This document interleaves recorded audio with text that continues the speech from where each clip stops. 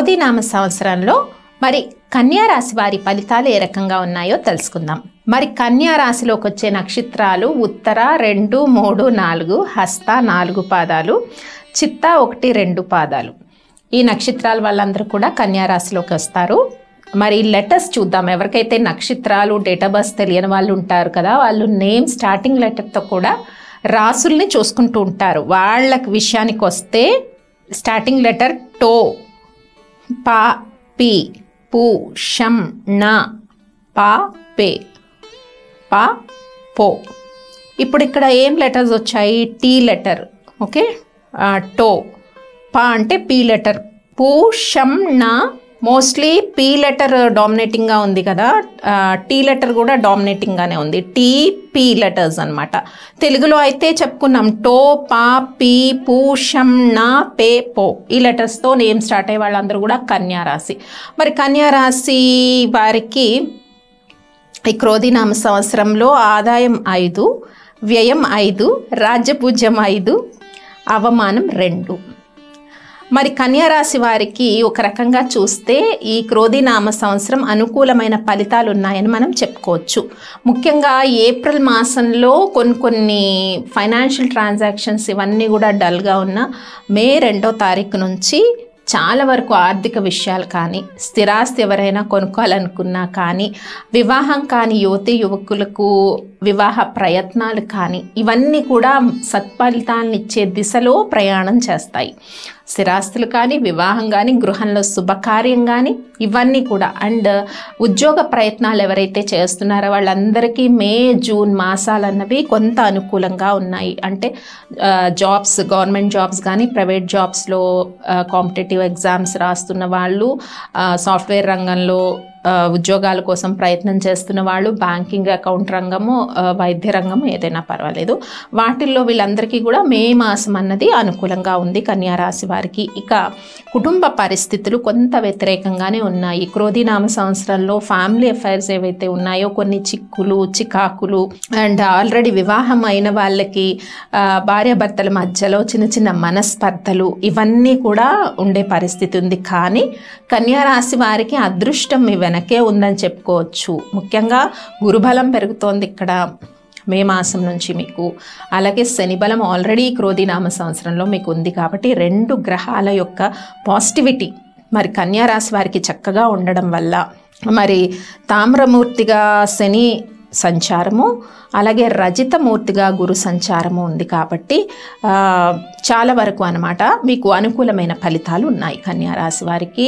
ముఖ్యంగా కోర్టు సమస్యలు ఎవరికైతే ఉన్నాయో ఈ క్రోధినామ సంవత్సరంలో ఒక్కొక్క కొలిక్కి వచ్చే పరిస్థితి ఉంది. వ్యాపార లావాదేవీలన్నీ కూడా సంతృప్తికరంగా ఉంటాయి. రైతులకు కష్టపడిన దానికి, మే మాసం నుంచి కష్టపడిన దానికి మంచి సత్ఫలితాలు వస్తాయి. అలాగే ఉన్నత విద్యకై ప్రయత్నం చేసే వారికి చక్కగా ఉంది. విద్యార్థులకు కూడా అనుకూలమైన కాలం అని చెప్పుకోవచ్చు.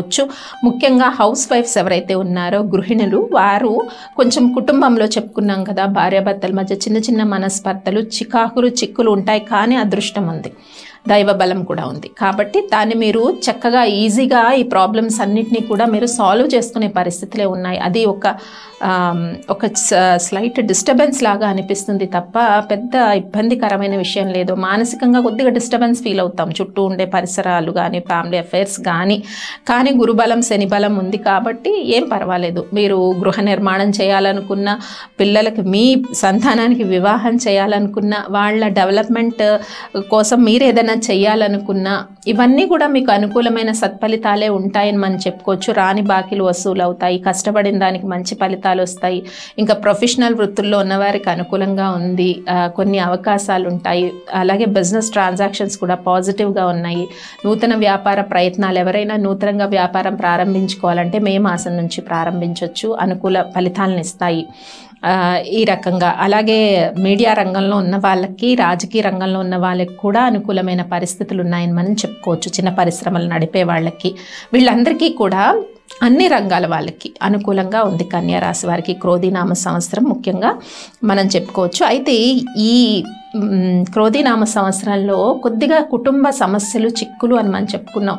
అలాగే జీవిత భాగస్వామి యొక్క చిన్న చిన్న అనారోగ్య సూచనలు, జీవిత భాగస్వామికి ఒకవేళ చిక్కులు అంటే అందరికి ఒకలా ఉండదు, మళ్ళీ పర్సనల్ హారోస్కోప్స్ బట్టి మారుతూ ఉంటుంది కదా. అలా చిక్కులు లేని వాళ్ళకి జీవిత భాగస్వామి యొక్క ఆరోగ్య పరిస్థితి కొద్దిగా చిన్న చిన్న ఇబ్బందులు కలిగే పరిస్థితి ఉండవచ్చు కొన్ని జాతకాలు బట్టి అన్నమాట.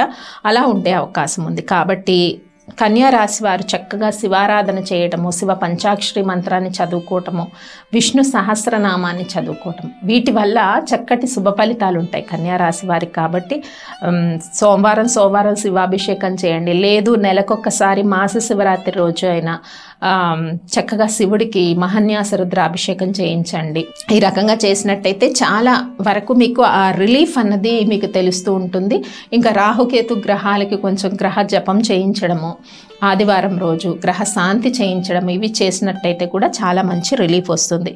ఏదేమైనా కొంచెము వ్యాపార లావాదేవీల విషయానికి వచ్చినా, స్పెక్యులేషన్ బిజినెస్ విషయానికి వచ్చినా కూడా సంతృప్తికరంగానే ఉంది కన్యా రాశి వారికి అని చెప్పొచ్చు. ముఖ్యంగా కన్యా రాశి వారికి కొంత మనకి జూపిటర్ రిట్రాగేషన్ టైం ఉంటుంది. అక్టోబర్ 9th నుంచి 2025 4th ఫిబ్రవరి వరకు ఉండేది. జూపిటర్ అంటే గురువు వక్ర స్థితిలో ప్రయాణం చేస్తారు గురువు గారు. కాబట్టి ఈ సమయం ముఖ్యంగా నోట్ చేసుకోండి. అక్టోబర్ 9వ తారీఖు నుంచి ఫిబ్రవరి 4th వరకు ఉండే టైము మీ నూతన ప్రయత్నాలు కానీ, ఏమైనా పెట్టుబడులు పెట్టడానికి కానీ, లేదా ఏదైనా ఫిక్స్డ్ అసెట్ కొనుక్కోవడానికి కానీ, వివాహ నిశ్చయమై కొన్ని విషయాలు మాటల్లో ఆగిపోవడం కానీ, అలాంటి విషయాల్లో ఇబ్బంది ఉండొచ్చు. అలాగే మళ్ళీ మీకు ఇంకొక పీరియడ్ జూన్ 29th నుంచి నవంబర్ 15 మధ్యలో మళ్ళీ సాటర్న్ రిట్రాగేషన్లో ఉంటారు. కాబట్టి ఆ సమయంలో ఎడ్యుకేషన్ విషయాల్లో కొద్దిగా బ్రేక్ రావటము, ఏదైనా సరిగ్గా మనం చదవకపోయినా, పర్ఫామ్ చేయకపోయినా మార్క్స్ అవి తగ్గిపోవడం, ఆ టైంలో వచ్చే హయ్యర్ ఎడ్యుకేషన్కి వచ్చే ఛాన్సెస్ అన్నీ కొద్దిగా తగ్గిపోవడం ఉంటాయి. ఎప్పుడు జూన్ 29th to నవంబర్ 15 మధ్యలో సాటర్న్ రిట్రాగేషన్ ఉంటుంది. ఈ 2 పీరియడ్స్ మీరు గుర్తుపెట్టుకోండి. ఆ టైంలో తప్ప మిగతా మాసాలు కన్యా రాశి వారికి అనుకూలిస్తాయని మనం చెప్పుకున్నాం ఇప్పుడు ఆల్రెడీ.